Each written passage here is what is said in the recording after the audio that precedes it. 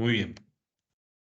Entonces, vamos a revisar un apartado que corresponde a las infecciones de transmisión sexual. La realidad es que vamos a comparar, vamos a hacer un ejercicio de comparación entre las recomendaciones que hace el manual OPS-OMS para el manejo de enfermedades infecciosas en las Américas y las nuevas guías de enfermedades de transmisión sexual de la CDC. Tremenda ventaja de estas guías. Ya hay una aplicación, ¿correcto? Ya hay una aplicación para Android y para Apple, eh, gratuita, gratuita hasta donde yo sé. Entonces, me voy a permitir compartirlas para ustedes. Ahorita, bueno, yo tengo Android, entonces veamos. Y, ok, muy bien.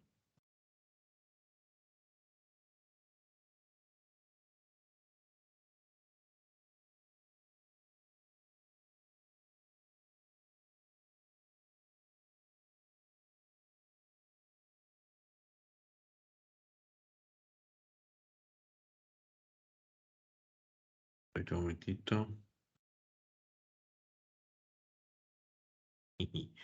Les pasé el APK. Vamos a eliminar esto. Bueno, déjeme ver. A ver, a ver, a ver, a ver, a ver, a ver, a ver.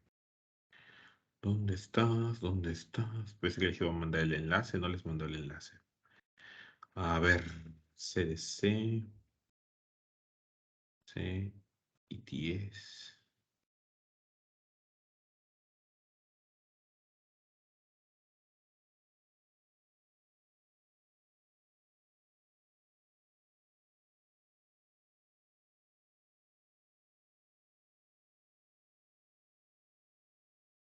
Bien.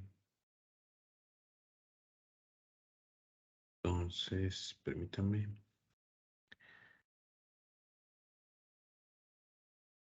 Novedades, seguridad, datos.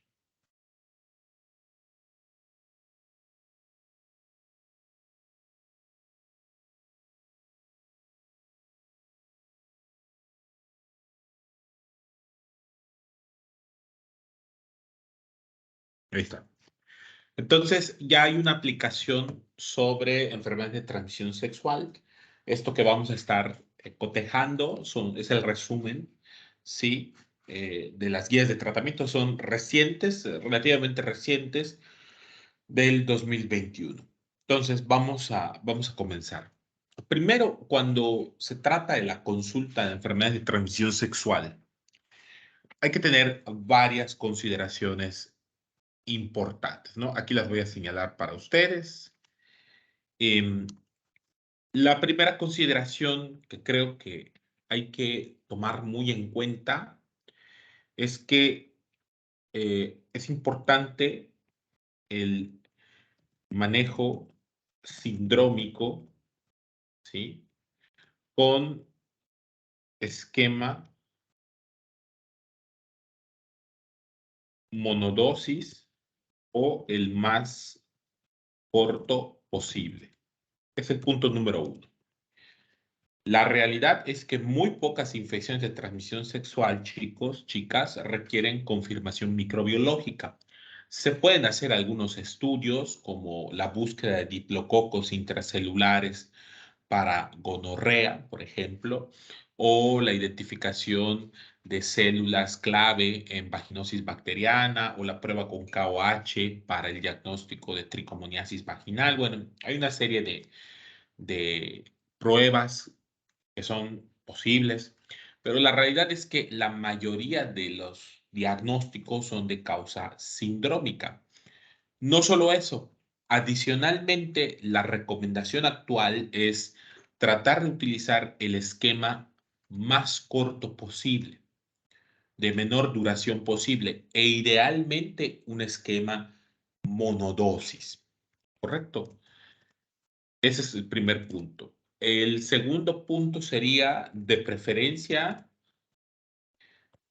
tratar a la pareja o a las parejas sexuales, ¿correcto? Debemos identificar a los contactos sexuales recientes, deben recibir tratamiento, ¿correcto? Para evitar la propagación de las enfermedades de transmisión sexual. Entonces, se debe tratar a la o a las parejas sexuales. Claro, depende del tipo de infección, ¿correcto? La consulta de enfermedades de transmisión sexual es un momento idóneo, por decirlo de alguna manera, para consejería de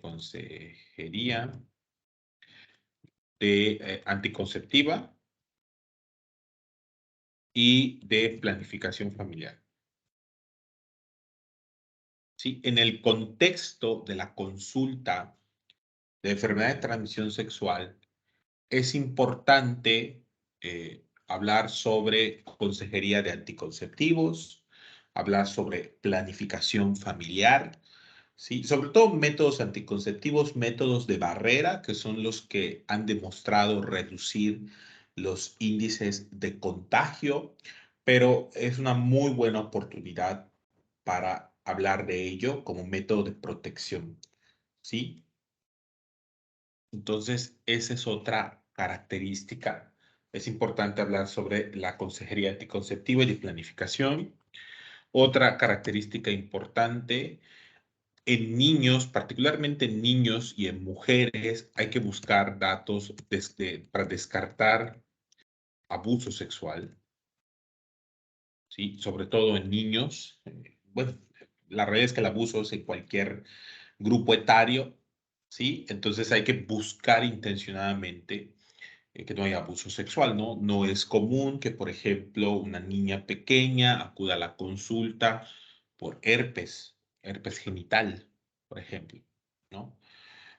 No es común que se presente un adolescente, un puberto, un hombre, una mujer puberta con gonococo, o no es lo esperado, entonces, o con proctitis gonocócica. Entonces, todo esto tiene que ser documentado, hay que buscar intencionadamente descartar abuso sexual, ¿correcto? Y no menos importante, tiene que ser una consulta que se ofrezca en un ambiente seguro, ¿sí? Libre de discriminación,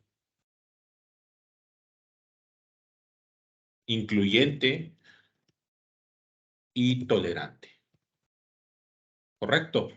Esto es muy importante, esto es muy importante. Eh, Médicos y médicas estamos obligados bueno, de manera ética, estamos obligados a desarrollar una consulta en un ambiente seguro, en donde la discriminación no sea una causa para que las y los pacientes no puedan expresarse de manera cómoda o que se sientan agredidos o violentados. Debe ser incluyente, chicas y chicos. Creo que no está de más decir y creo que ustedes son una generación consciente de que el mundo ha cambiado radicalmente en los últimos 20 años. Se ha visualizado ahora a la comunidad LGTBI y, bueno, QQ, lo que implica toda la comunidad, eh, pero sí es importante que aprendamos a ser incluyentes, ¿no? Debe ser tolerante, y aquí me faltó una cosa más, tolerante y con perspectiva de género. No se puede dar una consulta de enfermedad de transmisión sexual si no se tiene esa consideración, si no se tiene en cuenta esto. Entonces, también, comunidad. Ok. Por respeto a las personas de la comunidad, es comunidad, siempre se me olvida alguna letra, es LGBTTIQ más, ¿ok? Correcto. Entonces, el término correcto es incluyente, es a la comunidad LGBT, LGBTTIQ más, ¿ok? Al menos de momento es LGBTTIQ más, ¿ok? Entonces, ya. Entonces, por favor, y aquí se me olvidaba una cosa más, aquí, voy a ponerlo eh, como el punto 3, porque esto se me estaba olvidando por completo. Punto 3, hay que buscar de manera activa otras enfermedades de transmisión sexual. Entonces, esto incluye, por ejemplo, VIH, hepatitis B, puede incluir, por ejemplo, sífilis, ¿sí? Entonces, siempre, siempre, siempre, cuando una persona se acuda a la consulta con alguna condición asociada a transmisión sexual, obviamente hay que preguntar por ciertos hábitos de riesgo de manera respetuosa, ¿sí? Creando este ambiente seguro. Recordar que si la persona no es la que tiene los hábitos de riesgo, habría que preguntar por la pareja. A veces esto no se conoce en las relaciones, si la otra, o sea, si la pareja ha tenido comportamientos de riesgo o si tiene encuentros casuales con otras parejas sexuales, ¿no? O puede ser que practique, no sé, tenga prácticas que puedan ponerlo en una situación de vulnerabilidad. Entonces, además, también puede recurrir al sexo servicio. Estamos hablando de una serie de condiciones que desde el punto de vista biológico, ¿no? Porque, por ejemplo, hablar de sexo servicio es hablar de algo, un tema no solo médico, sino social y cultural. Es más complicado que decir que la gente que practica el sexo servicio es porque es promiscua, ¿no? Esto es algo que ya debe terminar. Pero nos tendríamos que tomar una clase completa de esto y no tiene sentido. Yo no soy experto, pero sí les puedo decir que las preguntas van enfocadas en buscar factores biológicos de riesgo, sin discriminar, sin ser violentos, ¿sí? Con trato respetuoso. Entonces, vamos a repasar manejo sindrómico con esquema monodosis de manera preferible o el más corto posible, que logremos un buen apego terapéutico. 2. Tratar a la o a las parejas sexuales. 3. Buscar de manera activa otras enfermedades de transmisión sexual, las principales, VIH, infección por virus de hepatitis B, sífilis. 4. Consejería anticonceptiva. Esto es muy importante, consejería anticonceptiva, principalmente métodos de barrera, ¿sí? Eh, y planificación familiar, en la medida de que la situación lo permita. Descartar abuso sexual, sobre todo en poblaciones de riesgo, ¿no? Niños, adolescentes, mujeres en estado de violencia física, emocional. Hay que buscar el abuso sexual y un ambiente seguro, libre de discriminación, incluyente para la comunidad LGBTTIQ+, sí, tolerante y con perspectiva de género. Médicas y médicos tenemos que trabajar fuertemente en este proceso de deconstrucción, que no solo tiene que ver con nuestra personalidad, sino también con el ejercicio de nuestra profesión. Yo sé que ustedes son una generación de cambio, son una generación de perspectiva abierta y el proceso de cambio, bueno, el proceso de transformación, no transformación política, sino transformación en la práctica, requiere necesariamente de voluntad.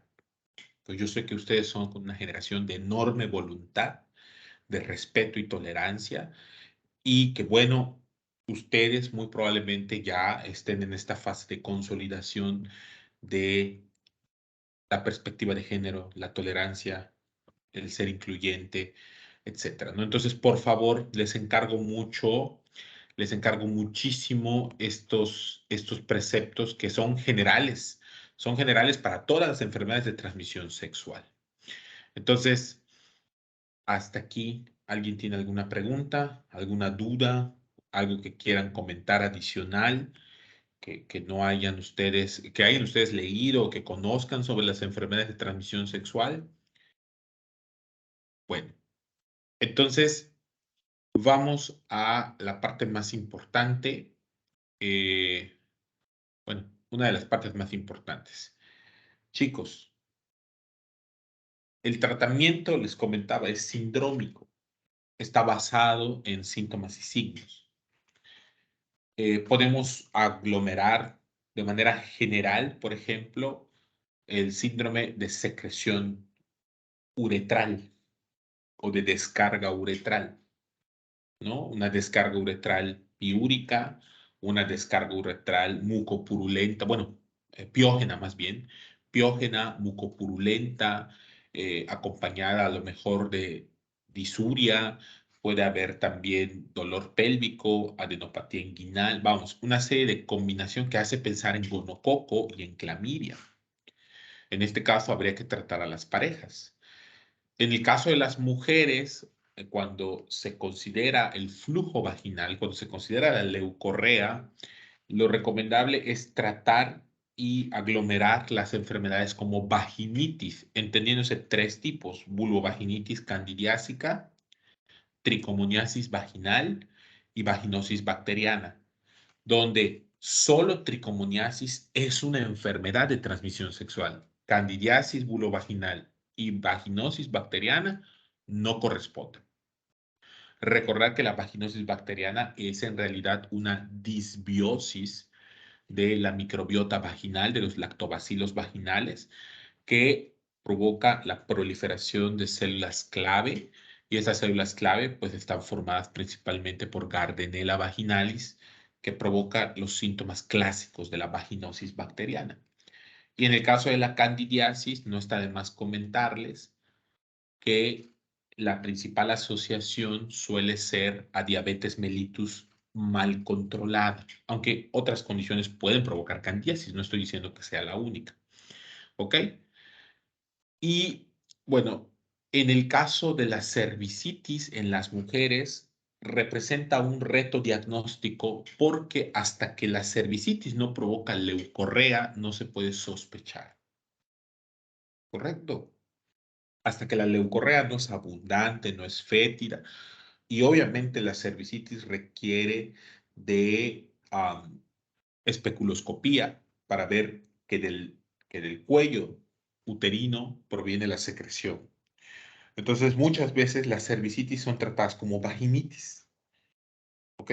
Hasta que se acompañan de dolor pélvico o dolor abdominal, porque en ese momento la cervicitis, pues, deja de ser una cervicitis y se convierte en una enfermedad pélvica inflamatoria, donde predomina el dolor abdominal, el dolor pélvico, el malestar o la pesantez pélvica, más la leucorrea.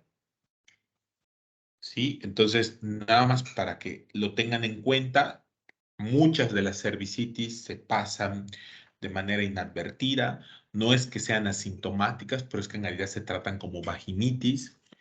Eh, y como las cervicitis generalmente son gonocócicas, pues estas pacientes terminan en enfermedad pélvica inflamatoria, ¿no? Y los síntomas clásicos son el dolor o pesantez pélvica, la dispareumia, que son las relaciones sexuales, sobre todo la penetración es dolorosa, es incómoda, y además está la leucorrea, una leucorrea abundante, fétida, etcétera.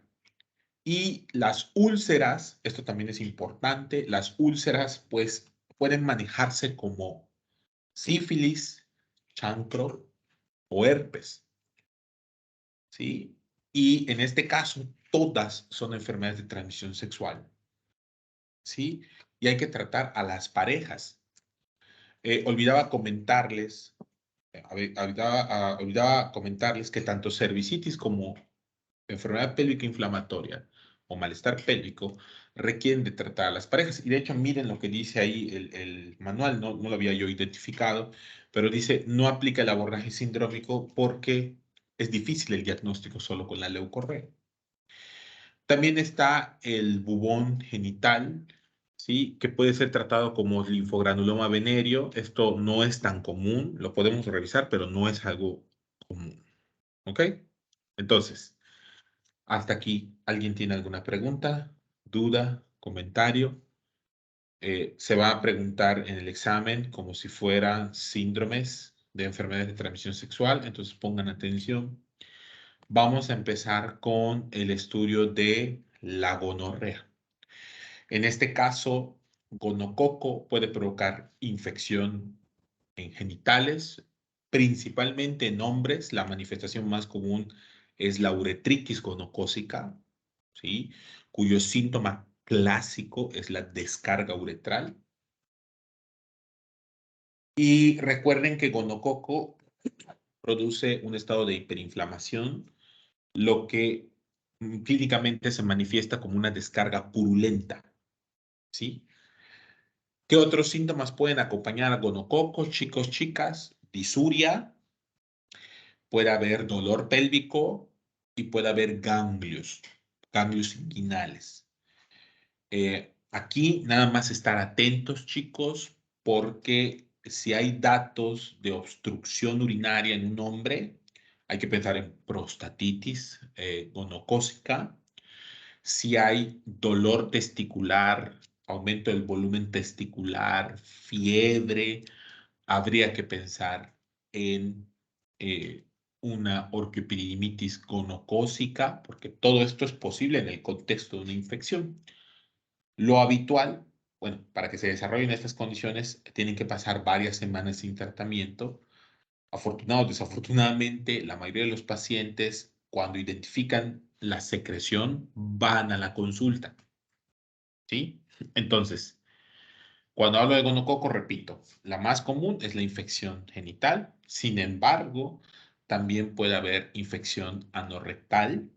Prácticas como el coito anal pueden provocar infección anorrectal, tanto en parejas hetero como homosexuales, ¿sí?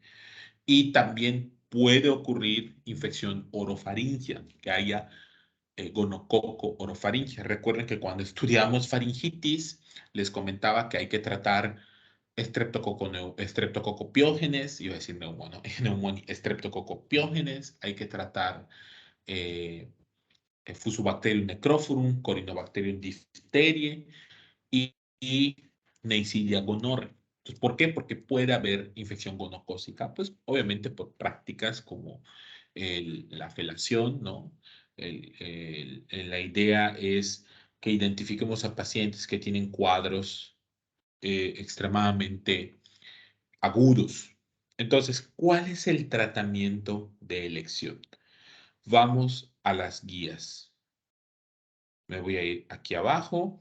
Aquí está herpes, linfogranuloma venéreo, uretritis no gonocócica, linfogranuloma, permítame, aquí está. Ahí está. Uretritis gonocócica.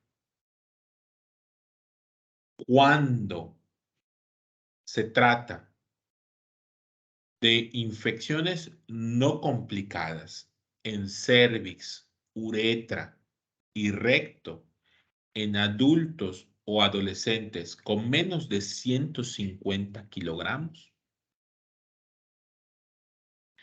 el tratamiento debe incluir ceftriaxona 500 miligramos, dosis única. ¿Correcto? Ceftriaxona 200 miligramos, dosis única.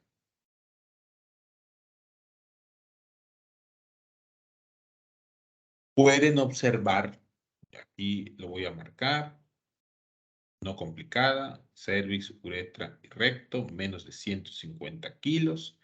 El tratamiento es ceftriaxona, 500 miligramos, dosis única. Pueden observar que durante el embarazo, el tratamiento también es ceftriaxona, 500 miligramos, dosis única. Y para alergia a cefalosporinas, puedo utilizar, vean, gentamicina más acitromicina. Gentamicina 240 miligramos. Generalmente la dosis de gentamicina estándar es de 160 miligramos. Necesitaríamos 2 ampolletas, 240 miligramos. Es de 170, 240, 160, 66, 12. A ver, permítame. Déjeme ver. Es de 120. Perdón, la dosis estándar de gentamicina es de 120. Entonces necesitaríamos 2 ampolletas intramuscular, dosis única, más acitromicina 2 gramos, dosis única. Esto ha resultado problemático, chicos, porque yo recuerdo durante mi formación como estudiante que la dosis de ceftriaxona era de 250 miligramos. Hace, si no me equivoco, unos 3 años se levantó un reporte por incremento de las resistencias de gonococo, de tal manera que ahora la recomendación es utilizar 500 miligramos. Y no sé si ustedes recuerdan, pero la ceftriaxona que hemos estado estudiando es 1 gramo en 3.5 mililitros de lidocaína y 500 miligramos en 2 mililitros de lidocaína. Entonces habría que utilizar la de 500 miligramos en 2 mililitros de lidocaína. Correcto. Hay alergia a cefalosporinas. Se tiene que utilizar gentamicina 240 intramuscular dosis única y acitromicina 2 gramos. Por algún motivo no se puede utilizar la ceftriaxona, puedo emplear cefexima 800 miligramos dosis única. Es decir, en régimen recomendado, en vez de ceftriaxona 500 intramuscular dosis única, utilizar cefexima 800 miligramos dosis única. Pregunta, ¿qué hace falta aquí? ¿Qué recomendación adicional hay cuando sospecho de gonococo? ¿Qué me podrían decir? Obviamente tratar a la pareja, estoy totalmente de acuerdo, pero ¿qué otra cosa me podrían decir? ¿Cómo se trata el gonococo? ¿Recuerdan algo al respecto?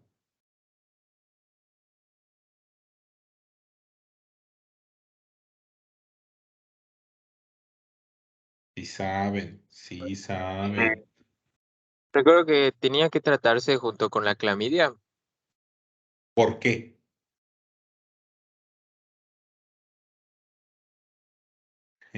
No debió Eso sí haber no me hablado, acuerdo. maestro. No te preocupes, Adán. Muy bien. Efectivamente, Adán tiene toda la razón. Cualquier paciente que se presente con síndrome de descarga uretral o síndrome de uretritis tiene que recibir tratamiento para gonococo y clamidia. ¿Por qué? Porque hasta en un 50% de los casos están ambas bacterias en el mismo huésped. Por lo tanto, tendríamos que buscar el tratamiento de uretritis no gonocócica. ¿Sí? Ahí lo pueden ver. Doxiciclina, 100 miligramos 2 veces al día por 7 días. Ese es el régimen recomendado actualmente. Es decir, si un paciente llega a la consulta y tiene descarga uretral, disuria, adenopatía inguinal, pues parece un gonococo. pero no puedo tratar solo gonococo. Tendría que yo dar, el esquema ideal sería, vamos a ver, perdón, está. El esquema ideal sería ceftriaxona, 500 miligramos intramuscular, dosis única, más doxiciclina, 100 miligramos cada 12 horas por 7 días. Ese es el esquema ideal.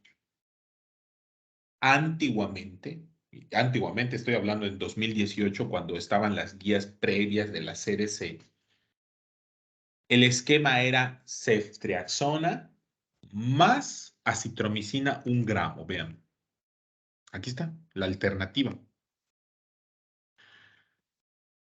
Dígame, de acuerdo a los lineamientos iniciales, ¿cuál es el principal problema con este esquema de 7 días?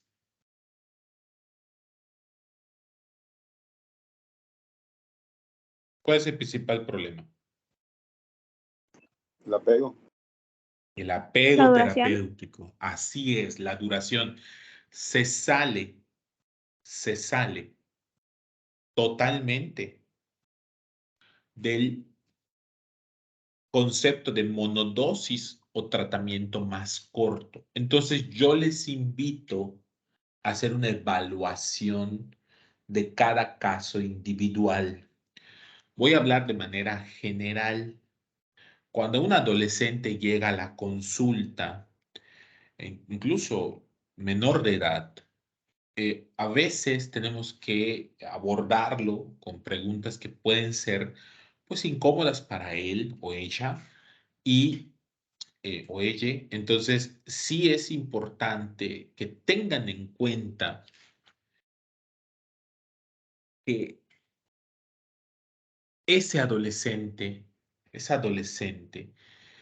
puede no completar sus 7 días de doxiciclina. Y a lo mejor la opción ideal sea acitro más ceftria. Sería ceftria de 500 miligramos intramuscular, dosis única, más acitromicina 1 gramo vía oral, dosis única. A lo mejor.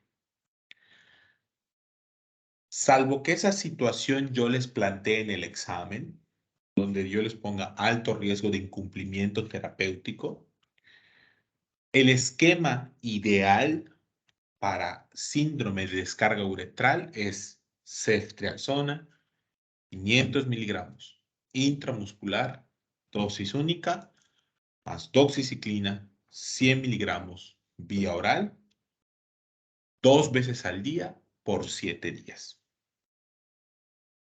¿Correcto? Oiga, doctor, pero es que mi paciente me comentó que ya, que es alérgico a la ceftriaxona. Ok, entonces doy el esquema de gentamicina. Y el esquema de gentamicina, no sé si ustedes se percatan, pero ya cubre clamidia, porque son 2 gramos de acitromicina. Ya cubre clamidia. No tendrían que tratar con doxiciclina. ¿Sí me explico o no me explico? ¿Alguna duda con estos esquemas? ¿Alguna pregunta con estos esquemas?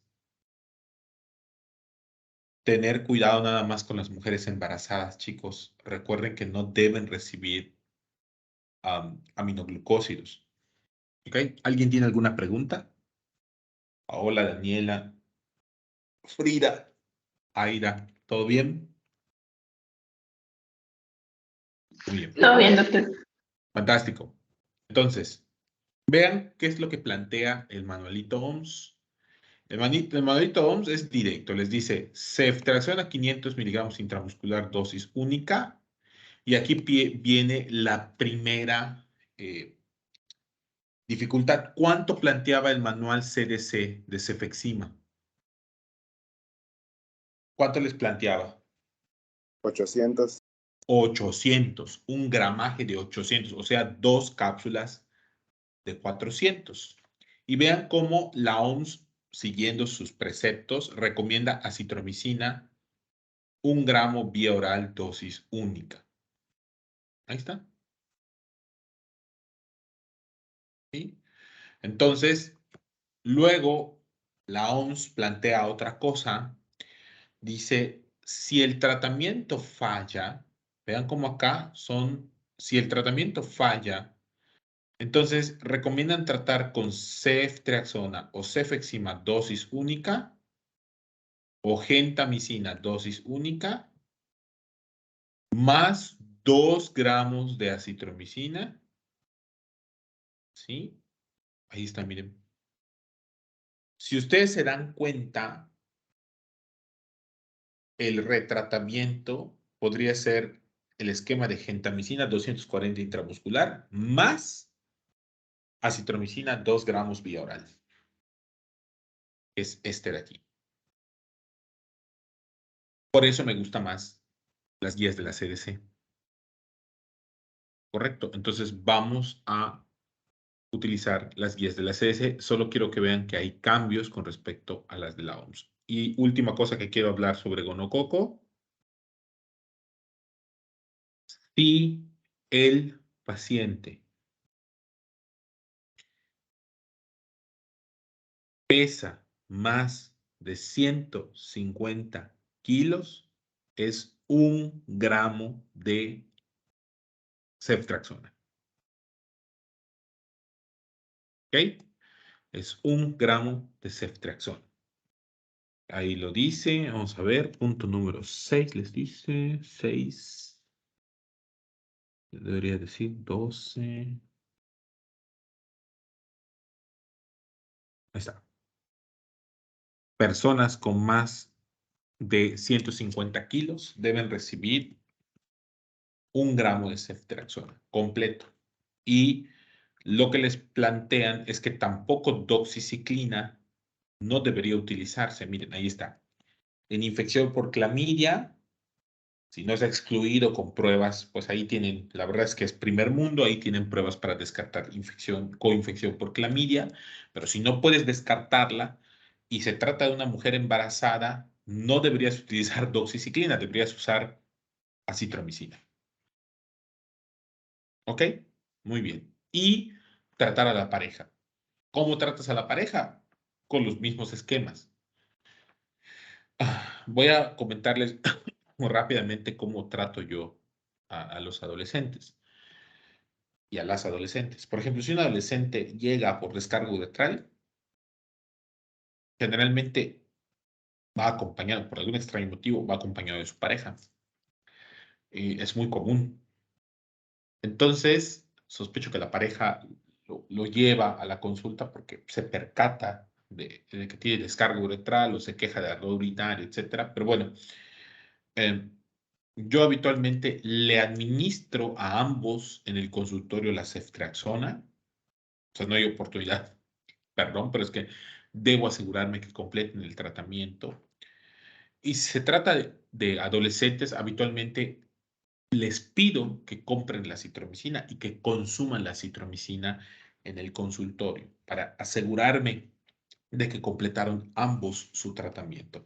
No creo que sea en todas las situaciones lo mejor, ¿no? Porque existe este principio de autonomía para los pacientes, pero es que a veces de verdad temo que a los adolescentes, las adolescentes no completen sus esquemas porque con las ceftriaxonas se van a sentir mejor.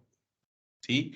Ya si es una persona adulta, ya si ves que ya después de comentarle el cuadro clínico, de por qué se deben prolongar los tratamientos, decide tomar la doxiciclina, pues qué mejor, ¿no? Pero sí es algo que suelo hacer en el consultorio con los pacientes de infección gonocócica. Entonces, hasta acá, chicos y chicas, ¿hay alguna duda que tengan con gonococo? ¿Algo que quieran saber, que quieran preguntar, que quieran que vuelva a revisar con ustedes? ¿Qué pasó, Israel?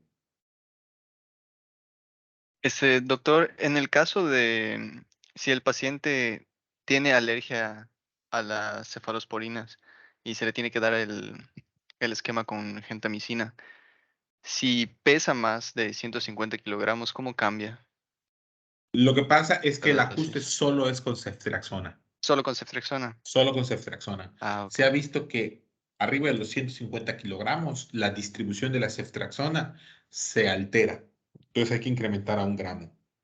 ¿Ok? Perfecto, gracias, doctor. Muy bien, por nada. Hay otra cosa que también pudiera Doctor, una pasarles. pregunta. ¿Qué pasó, Frida? Una pregunta. Entonces, ¿el tratamiento para embarazadas es igual ceftriaxona? Ceftriaxona más acitro. Ah, ok, ok. Es Gracias. ceftriaxona 500 miligramos intramuscular dosis única más acitro 1 gramo vía oral dosis única. Ok, ¿Ok? gracias. Ahora, te voy a poner la situación más complicada, Frida. Imagínate que tienes una embarazada que es alérgica a las penicilinas y que tuvo un choque anafiláctico hace 2 años porque recibió cefalexina. ¿Cuál es el esquema que puedes utilizar? No tienes pruebas para descartar que se trata de una infección por clamidia, que está coinfectada por clamidia. Lo vas a hacer de manera empírica. ¿Qué harías, Frida? Chan, chan, chan, chan. Dios de mi vida, no debía Ay, haber puedes preguntado. repetirlo, ya me... Claro, aquí va. Imagina que tienes a una paciente, ¿ok? Gestante, que o sea, es alérgica a las cefalosporinas, no le puedes dar Genta, no le puedes dar Doxy, no tienes pruebas para descartar coinfección por clamidia, lo tienes que hacer empírico. ¿Qué le das? Le hiciste una especuloscopía porque te dijo que tenía mucho flujo vaginal, ves si es una cervicitis. ¿Qué haces con esa paciente? ¿Qué podrías hacer? La verdad no sé, doctor. La respuesta debería ser darle 2 gramos de acitromicina. 2 gramos vía oral. Miren, este de aquí, 2 gramos vía oral. Sé que se combina con acitro, pero es que miren, aquí, pueden utilizar espectinomicina o acitromicina, o aquí, vamos a ver dónde está. Creo que está aquí. Pero la idea es ofrecerle 2 gramos de acitromicina. No recuerdo si fue en estas guías o en las anteriores de la CDC. Era darle 2 gramos de acitromicina vía oral, dosis única. ¿Es cuestionable? Sí. ¿Es una situación que espero que nunca tengan? Sí, pero se puede presentar. ¿Se las voy a preguntar en el examen? Lo dudo mucho. No creo preguntarles eso, pero nada más es para que tengan ustedes una idea de qué puede pasar. ¿Ok? Entonces, ¿alguna pregunta? ¿Duda? ¿Comentario? ¿Todo bien? Ok. Entonces, me voy a la guía, nada más para recordarles lo de la ceftriaxona. Nos vamos a la uretritis no gonocócica. Ya sabemos que es doxiciclina, ¿sí? O acitromicina 1 gramo dosis única. Y vamos a hablar ahora de linfogranuloma venéreo.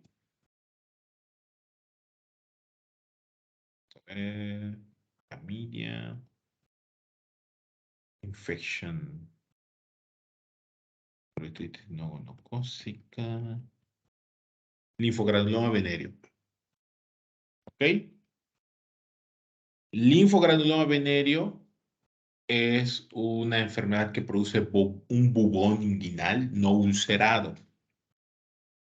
¿Ok? Produce una lesión inguinal no ulcerada. Generalmente es no ulcerada. ¿Ok? Entonces, es provocada por Clamidia trachomatis, si no me equivoco. Y el linfogranuloma venéreo se trata con doxiciclina, 100 miligramos, 2 veces al día, por 21 días. 21 días de tratamiento para linfogranuloma venéreo. ¿Ok? Ese es lo más importante que yo les podría preguntar. ¿Sí? Miren, les voy a enviar una imagen para que ustedes se den una idea de qué es un bubón. Esto es directo de este Google, ¿no? Pero miren, Ahí se las mandé en el grupo. Eso es un bubón, ¿sí? Es un bubón no ulcerado. Ese bubón no ulcerado generalmente es inguinal. Entonces, cuando ustedes lo observan, hay un cúmulo de adenopatías, hay una tumoración no ulcerada, dolorosa. Ok, eso es un linfogranuloma venéreo. Generalmente es por clamidia. Requiere de doxiciclina, que es el fármaco de elección para clamidia, pero en vez de utilizar 7 días, vamos a utilizar 21 días. Otra opción es que utilicen acitromicina 1 gramo por semana durante 3 semanas. Entonces hay 2 esquemas recomendados: doxiciclina o acitromicina. ¿Ok? Entonces nada más es para que tengan ustedes en cuenta. Doxiciclina o acitromicina 1 gramo una vez a la semana durante 3 semanas. ¿Ok? Yo realmente en todos mis años de práctica nunca he visto un granuloma inguinal. He visto 2 linfogranulomas venéreos y al año veré unos 5 casos de gonococo. Es muy común ver uretritis gonocócica. ¿Ok? Solo he visto un caso de proctitis gonocócica y enfermedad pélvico-inflamatoria. Uf, se ve un montón en la consulta. Entonces nada más para que lo tengan en cuenta. Bien. Hasta este punto, ¿alguien tiene alguna duda, pregunta o comentario? ¿Todo bien? ¿Seguros? Bien. Les voy a mandar esto. Ahorita que terminemos esto, ya les voy a mandar todo lo que tengo pendiente con ustedes, ¿ok? Entonces, ahí está linfogranuloma venéreo. Muy bien. Vamos al manual OMS. Ahí tienen el manejo de clamidia. Vean cómo aquí antes se recomendaba solo acitro. Y también podría ser doxiciclina, que es la que actualmente se recomienda, tiene mayor peso en evidencia, doxiciclina. ¿Ok? Muy bien. Ahora, vamos a hablar de vaginitis. Vamos a hablar de vaginitis. Vamos a buscar. Aquí está tricomoniasis. Vamos a hablar primero de tricomoniasis. Recuerden que cuando hablamos de vaginitis, son 3 enfermedades, una de transmisión sexual, 2 que no son de transmisión sexual. De esas 2, una es una disbiosis. Tricomoniasis vaginal, enfermedad de transmisión sexual, hay que tratar a la pareja. Vaginosis bacteriana, que es una disbiosis. Y vulvovaginitis candidiásica, ¿sí? Buenas noches, doctor. Disculpe, sí me quedó una duda en lo de linfogranuloma venéreo. Una duda rápida. En Sí, ese claro. caso, no tendríamos que dar ceftriaxona, ¿verdad? Tampoco, No, no, por no, lo no, de no. por lo de la coinfección. Bueno, no No, es no, exactamente no. coinfección, sino. Ajá, no, en linfogranuloma no está asociado a coinfección por gonococo. De acuerdo, Es típicamente solo se aísla Chlamydia trachomatis. de acuerdo. Muchas gracias. Entonces, solo das doxi, pero recuerda, 21 días. Sí, muchas Muy gracias. bien. No a ti, gracias a ti. Entonces, tricomoniasis. Y aquí es donde aparece una de los grandes cambios, de los grandes cambios de las guías del 2021 de enfermedades de transmisión sexual.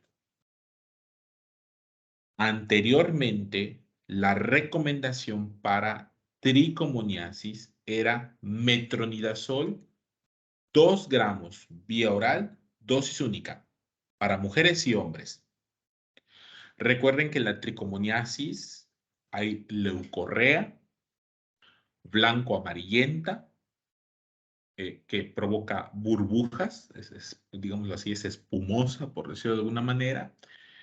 Puede haber mal aroma, un mal aroma pues, característico, y la exploración en la especuloscopía muestra puntilleo hemorrágico, petequias en el cérvix, que corresponde al famosísimo cérvix en fresa. Sí, nada más para que lo tengan en cuenta. Y obviamente están los factores de riesgo asociados al contagio por tricomoniasis. Hasta hace unos años, estoy hablando del año pasado, incluso antes de que saliera la guía, para mujeres y hombres, el tratamiento era como el que está aquí abajo, metronidazol 2 gramos vía oral, dosis única. Esto implicaba que los pacientes se tomaran 4 tabletas de metronidazol. Recuerden que hay que tener cuidado con el efecto antabús, el efecto disulfiram, de no consumir alcohol en las siguientes 48 horas después de la ingesta del metronidazol. Yo quiero ser muy honesto con ustedes y si les parece bien, yo continuaría manejando 2 gramos vía oral, dosis única. ¿Por qué? Porque la tricomoniasis pues es una enfermedad de transmisión sexual. Debemos intentar el esquema corto o intentar utilizar el esquema más corto posible, en este caso monodosis. Y si hay falla terapéutica, entonces utilizar metronidazol 500 cada 12 por 7 días. ¿Qué les parece que así lo manejemos? Voy a ver si hay alguna revisión Cochrane, porque esta fue una de las grandes digamos, discusiones que hubo con la publicación de las guías de la CDC. De hecho, voy a corroborarlo en la aplicación, porque la aplicación se actualiza. Vamos a ver, CDC. ¿Ya bajaron la aplicación? Aquí está. Condiciones. Linfogranuloma. Tricomoniasis. Sí, miren. Está muy interesante porque vean, les voy a mandar una captura de la aplicación. Miren en la aplicación. Ahí está tricomoniasis, adolescentes y adultos mayores de 13 años. Está el tratamiento. Régimen recomendado para mujeres, para hombres, régimen alternativo, tricomoniasis recurrente. Y ahí donde dice More Info, debe haber los datos de dónde obtuvieron ¿cómo se llama? La información actual para hacer esta recomendación. ¿Ok? Entonces, nada más tener en cuenta, por favor, metronidazol. Vamos a dejarlo en 2 gramos vía oral, dosis única. Y en caso de fracaso al tratamiento, podemos utilizar metronidazol 500 miligramos cada 12 horas por 7 días. Un régimen alternativo que funciona bastante bien es el que está a un lado, es tinidazol, 2 gramos vía oral, dosis única. Si hay tinidazol, ¿sí? Es una opción. Proviene de la misma familia que el metronidazol. ¿Ok? Entonces, ¿alguien tiene alguna duda hasta acá? Hay que tratar a las parejas, ¿ah? A las parejas también se les trata. ¿Hay alguna duda hasta acá? Chicos, chicas, preguntas, ¿todo bien? Muy bien. Entonces, eso es tricomoniasis. Ahora, me voy a... Vean esto. Me voy a vaginosis bacteriana. Déjenme ver si aquí hay vaginosis bacteriana. La vaginosis bacteriana es en realidad una disbiosis. Entonces, hay 2 causas muy comunes de vaginosis. Uno, duchas vaginales. Se venden de manera comercial productos para la higiene íntima, ¿sí? Así son publicitados. Son duchas vaginales. Y estas duchas vaginales son capaces de modificar el pH. Y este cambio en el pH puede provocar la proliferación de Gardnerella vaginalis y otras bacterias que sustituyen a los lactobacilos y desencadenan esta secreción grisácea, verde grisácea, característica de la vaginosis bacteriana. Además, La otra condición es el uso de antibióticos de amplio espectro, que es lo que yo les comentaba la última vez, ¿no? Mujeres que reciben, por ejemplo, levofloxacino, que reciben ceftriaxona, que les ponen lincomicina, pueden tener vaginosis bacteriana después de un ciclo de antibióticos de amplio espectro. Se pierden a los lactobacilos, ya no hay producción de ácido láctico, cambia el pH vaginal, proliferación de bacterias. El uso de estrógenos, porque eso también me lo han comentado, ¿el uso de anticonceptivos es factor de riesgo? No, el uso de anticonceptivos es factor protector para vaginosis bacteriana. Utilizar anticonceptivos favorece la proliferación de lactobacilos. Entonces no es un factor de riesgo, ¿correcto? O sea, anticonceptivos hormonales por vía oral o incluso parenteral. Y bueno, aquí lo importante también es el cuadro clínico, es la leucorrea con este aspecto grisáceo, verdoso. No suele provocar prurito vulvar. La tricomoniasis puede provocar algo de prurito vulvar. Y la vaginosis bacteriana además se acompaña de un aroma, pues no encuentro esta palabra, pero un aroma muy intenso, pútrido, ese es el nombre, ¿no? O sea, así lo describen los libros. La verdad es que no siento que sea el término más adecuado, pero bueno, un aroma muy intenso que incluso se potencializa con la exposición a hidróxido de potasio. Se supone que, bueno, se supone, y lo digo de esa manera, que tú podrías tomar una muestra después de una especuloscopía, colocarla en un portaobjetos, aplicar hidróxido de potasio, KOH, y entonces el aroma se hace más intenso. Pocas veces tenemos KOH en el consultorio, entonces lo que aplica es la siguiente correlación. Si hay eyaculación intravaginal, el pH del semen actúa como el pH, como el cambio del pH que produce el hidróxido de potasio. Entonces, se experimenta un aroma más intenso durante las relaciones sexuales. De verdad, algunos pacientes llegan y es que no toleramos tener relaciones sexuales porque el aroma es muy intenso. De verdad, no estoy mintiendo, es en serio. Es en serio, es algo que podrían identificar cuando les hagan los comentarios, porque generalmente van en pareja. Generalmente van en pareja. Entonces, nada más se los paso al costo porque sí ocurre.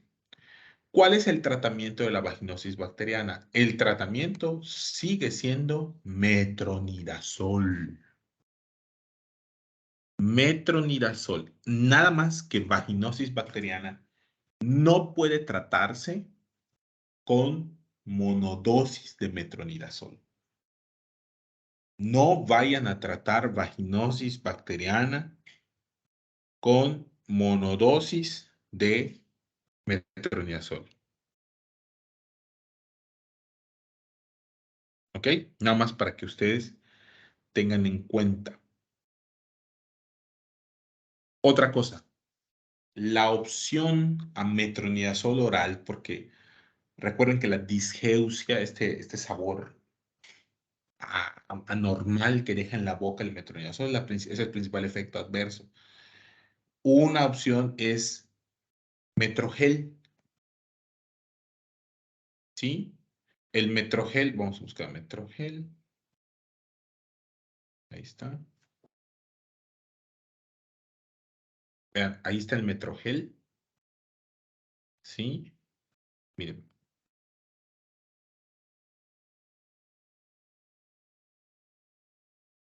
Vean cuánto cuesta el Metrogel.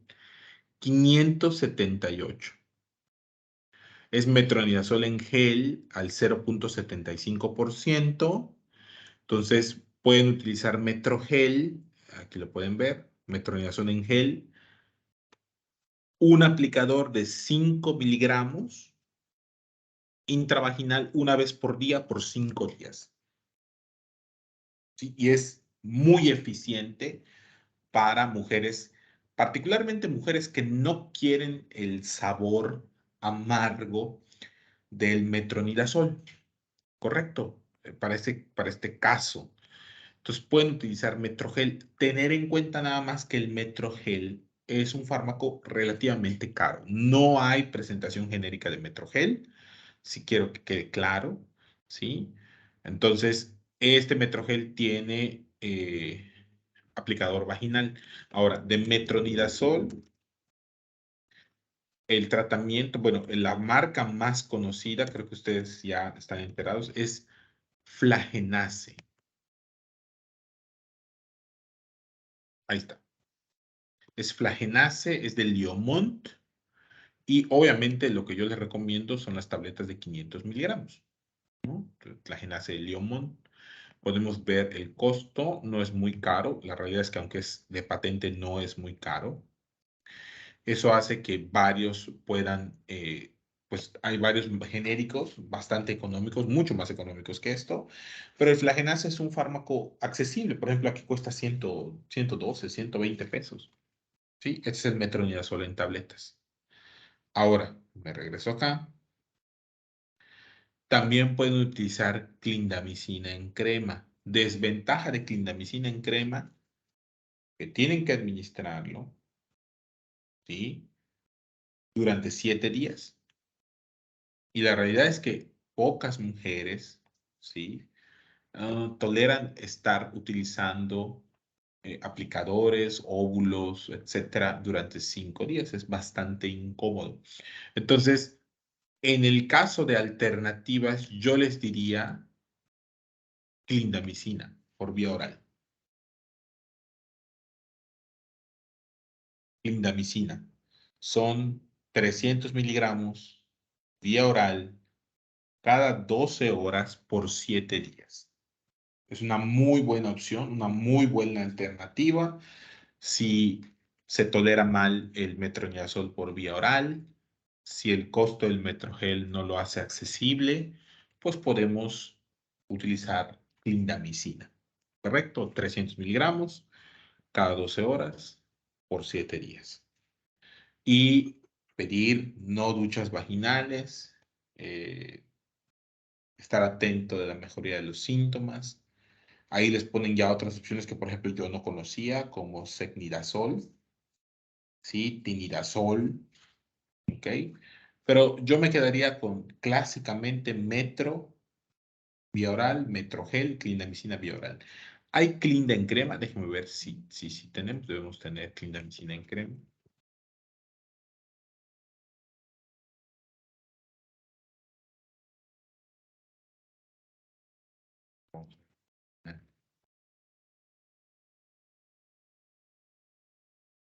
Por ejemplo, este Femisan, que no soy clinda.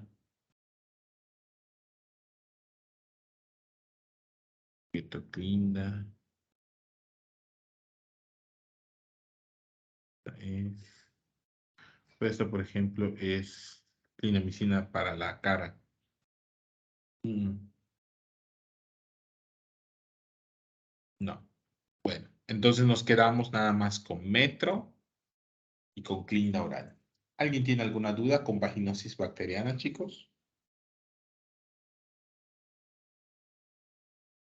¿Alguna pregunta? Sí, doctor, con respecto al Metrogel y a la clindamicina en crema, ¿hay alguna recomendación o lo que sea con respecto a las relaciones?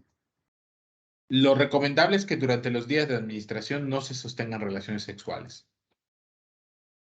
De acuerdo. Es lo Gracias. recomendable. Sí, entonces, por ejemplo, se debe advertir, ¿no? Metrogel lo vamos a usar 5 días y no se deben tener relaciones sexuales. Sobre la clindamicina, yo sí les tendría cuidado porque no hay, hasta ahorita ahorita que estuvimos revisando, no encuentro presentación intravaginal. Hay presentación para la cara, para el tratamiento del acné, tratamiento tópico del acné, pero no hay para el uso vaginal. Lo que sí podríamos optar es por clindamicina por vía oral durante 7 días, cada 12 horas durante 7 días. Entonces, nada más ténganlo en cuenta al momento de presentar el examen. ¿Correcto? Sí, doctor, gracias. Muy bien. ¿Alguna otra pregunta que tengan, chicos? ¿Todo bien? Ok, entonces no sé si aquí tenemos, a ver, déjenme ver. Candidiasis vulvovaginal. A ver, déjenme ver si en la aplicación está.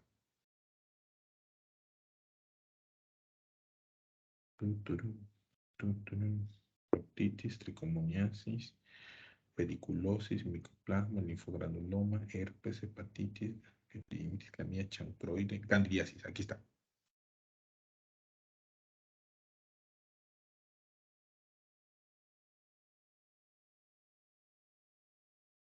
Ok.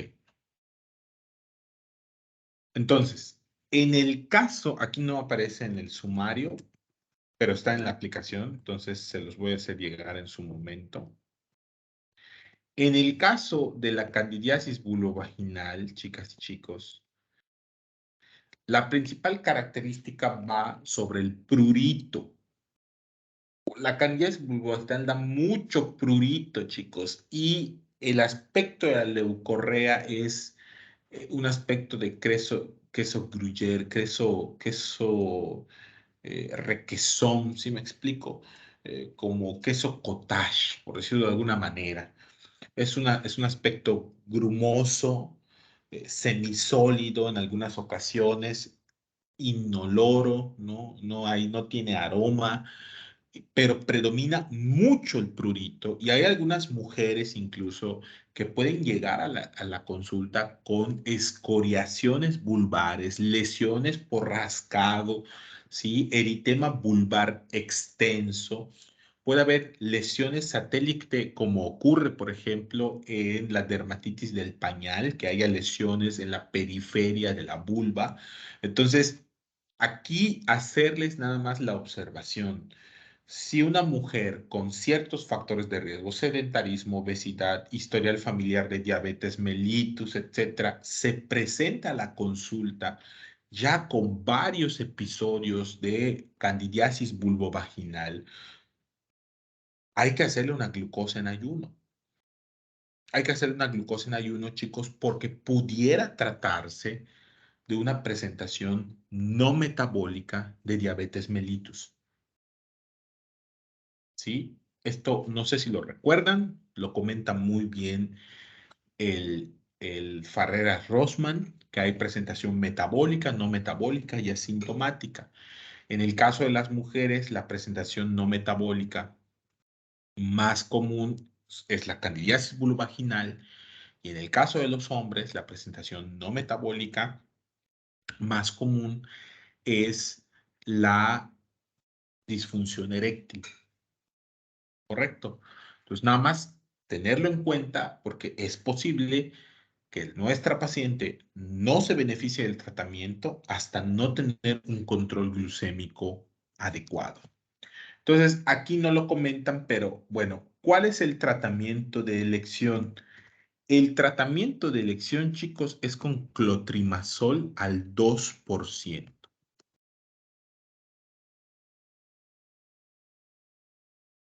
¿Ok? Es clotrimazol crema vaginal al 2%.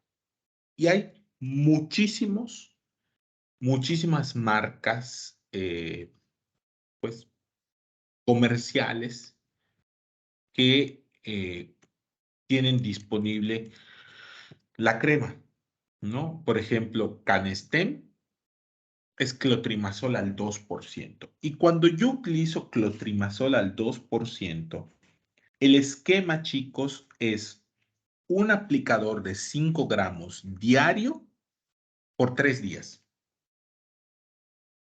El tratamiento es por 3 días. Y funciona bastante bien. La realidad es que funciona bastante bien. El Lomecan, por ejemplo, que es eh, una marca comercial, de hecho, es un medicamento que se vende como un OTC, es decir, la persona puede ir y está en los anaqueles, lo puede tomar y comprar sin receta médica. Este clotrimazol también es al 2%, aplicación de 5 gramos, aplicador de 5 gramos, 3 veces al día. ¿Sí?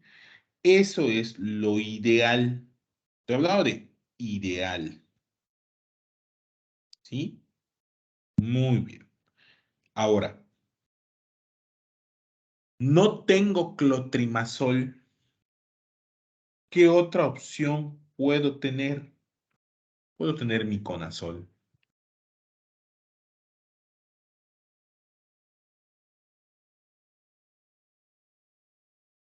Puedo usar miconazol al 2%, ¿ok? Por vía vaginal, debe ser por vía vaginal. Habría que ver si es vía vaginal, porque hay algunos que son... Vamos a ver, miconazol vaginal.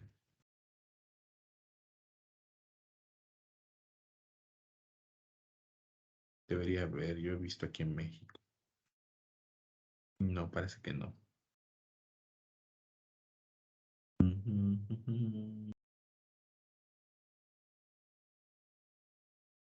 Camiral.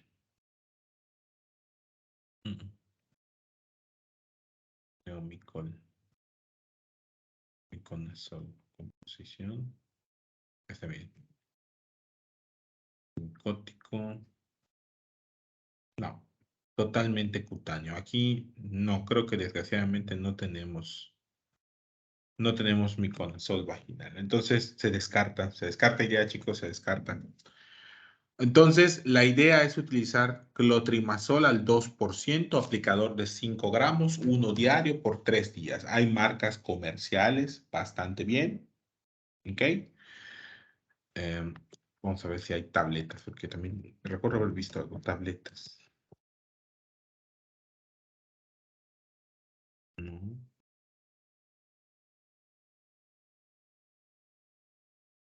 no, creo que tampoco.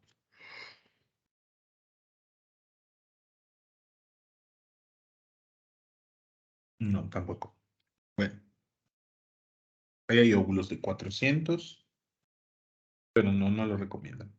Ok. Supongamos entonces que mi paciente, que mi paciente no quiere consumir, o sea, o no quiere utilizar aplicador vaginal. ¿Sí? No quiere. Entonces, la opción debe ser fluconazol.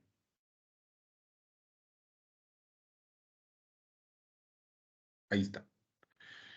El fluconazol, cápsulas de 150 miligramos. ¿Cuál es la enorme ventaja del fluconazol dosis única?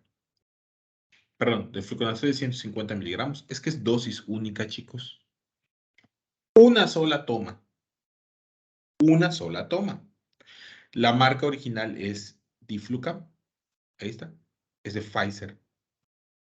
Diflucam. Es fluconazol. Una sola dosis de 150 miligramos. Altamente eficiente para tratar vaginosis, candidiasis bulovaginal, perdón. ¿Ok?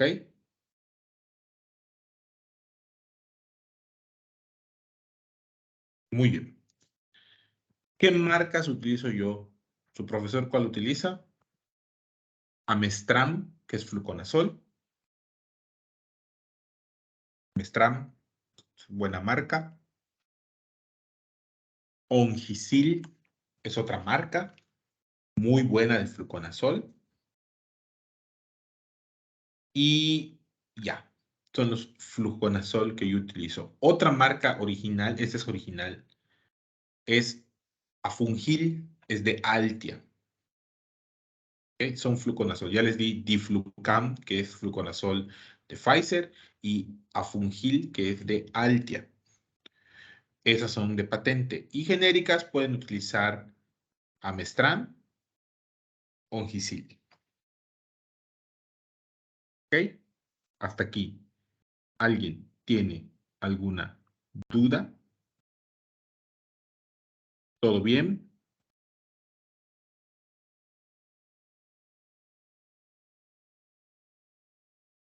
Ok. Ahora,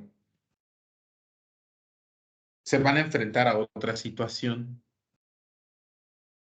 ¿Qué ocurriría si tienen a una paciente que llega a la consulta y tiene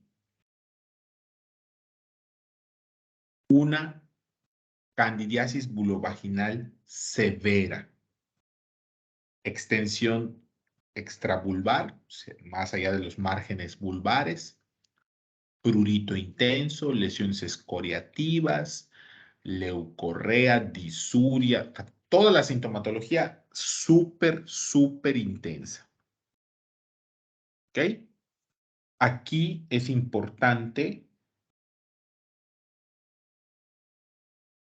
uno, se los voy a apuntar.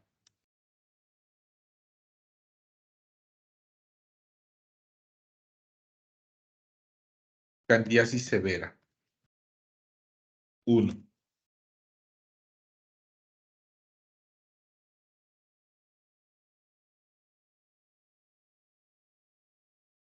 Primero tendrían que descartar que no se trate de una especie no albicans. Lo que ocurre es que Candida albicans es la que generalmente produce candidiasis bulovaginal, pero si llega una paciente con recurrencia, es severa, no severa, severa o recurrente.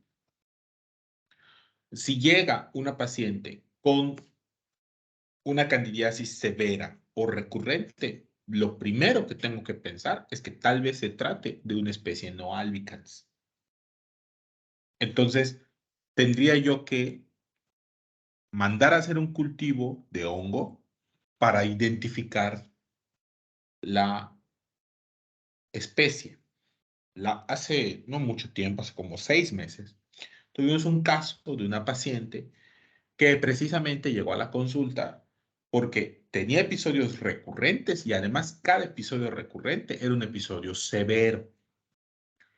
Y decidimos hacer cultivo, ¿no?, de la secreción para encontrar o determinar si era especies no álbicas. Y efectivamente fue una especie no álbicas, fue brasilensis, si no me equivoco. ¿Sí? Entonces, son especies que de entrada tienen altas tasas de resistencia a imidazólicos. O sea, yo quiero que quede claro esto. Altas tasas de resistencia a imidazólicos. No funciona tópico, no funciona oral, ¿sí? Y se opta por otros tipos de fármacos como anfotericina B, caspofungina, voriconazol. O sea, ya estamos hablando de otras, de cosas que se usan en el hospital. Entonces, primero es cultivo para especies no albicans. 2,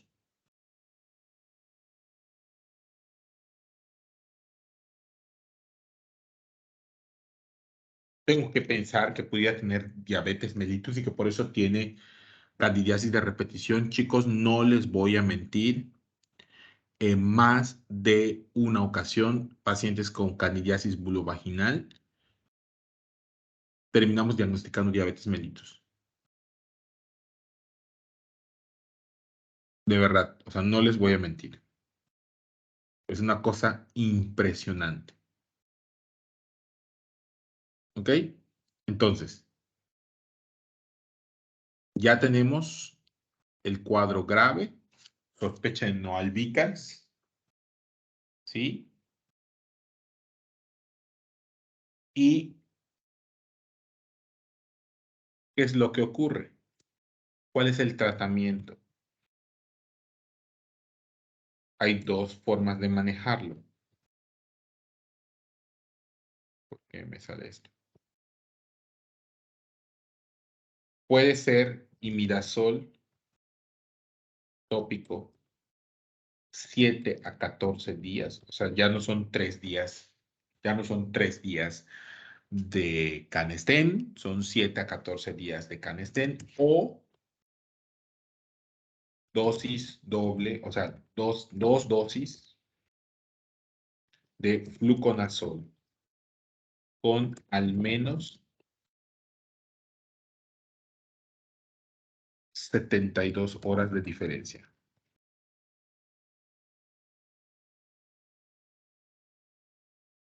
Es decir, o prolongo el uso de imidazol, o prolongo el uso de imidazol de 7 a 14 días, o le doy fluconazol, 2 dosis, separadas con 72 horas. ¿Ok? Esa es una opción. Ahora, me llega el reporte Candida no albicans. La mayoría de las especies no albicans, chicos, son resistentes a imidazólicos. Ya no es de ustedes. Es hospitalario. Ya no es de ustedes. Y es muy desafortunado, porque sí pasa. Es muy desafortunado porque sí pasa. ¿Sí? Y la resistencia de las especies no albicans es muy alta a imidazoles. ¿Estamos de acuerdo? ¿Alguien tiene alguna duda con esto? ¿Alguna pregunta? ¿Algo que quieran saber?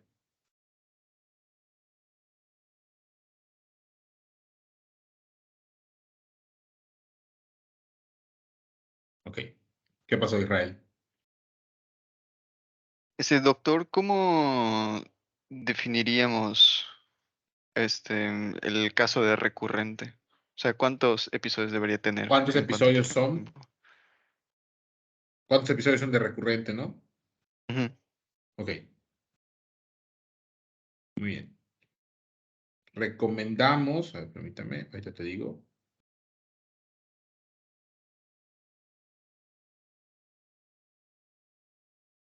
Tres o más episodios sintomáticos en un año.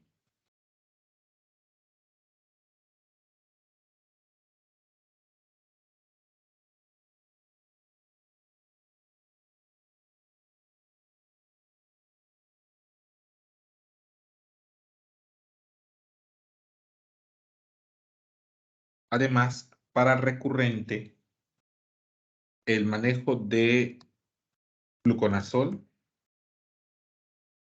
tiene un pequeño cambio. Son 3 dosis, días 1, 4 y 7. ¿Ok? En espera del cultivo.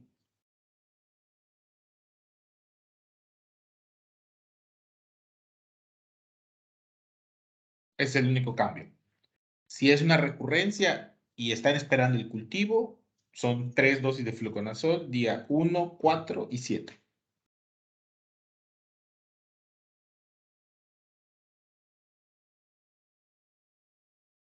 Si llega el control micológico y les dicen, es una cándida no albicans, ni modos. Habrá que interrumpir el tratamiento y enviar.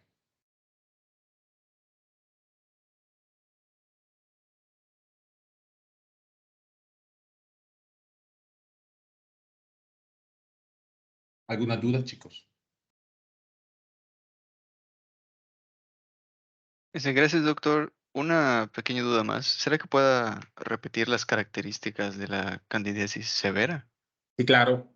Generalmente son eritema y edema vulvar intenso. ¿Sí? Que se extiende más allá de la vulva. Es otra característica.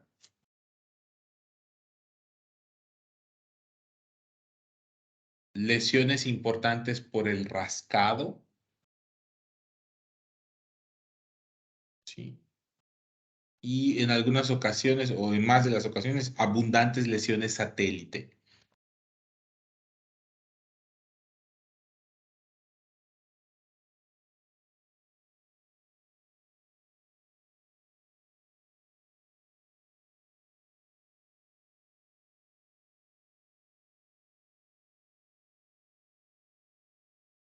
Gracias, doctor. Muy bien. ¿Alguien más, chicos? Doctor, el cuadro de 2 dosis y 3 dosis, ¿cuál es la diferencia? ¿Solo es el cambio de Ah, recomendaciones? no. Que si es severa, es de 2 dosis. Y si es recurrente, es de 3. Ok, gracias, doctor. Vale. O sea, si es simple, por decirlo de alguna manera, si es simple, O sea, si es un cuadro no complicado, una mujer sin diabetes, primer episodio, no son síntomas intensos, fluconazol una sola dosis. Si es un cuadro severo, fluconazol 2 dosis con al menos 72 horas de diferencia. Y también hablo de mujeres con diabetes mellitus. Ojo con eso. Las mujeres con diabetes mellitus generalmente requieren 2 dosis de fluconazol.